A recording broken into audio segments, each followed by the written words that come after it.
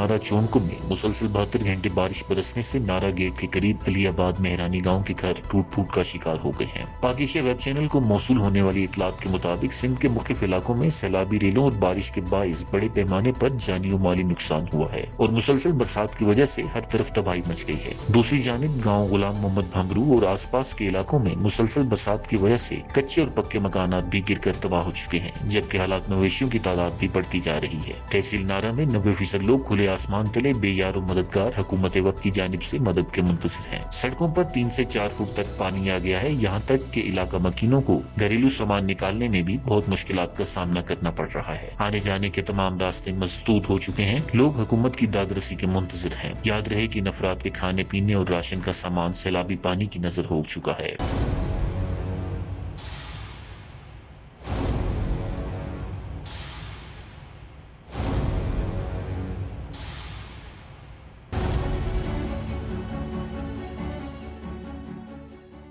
जबकि Pakistan web channel की media reporter नौवारिद सहाफी Saddam गुल मेहरानी का घर भी मुसलसल बरसात की वजह से बारिश की नजर हो गया है।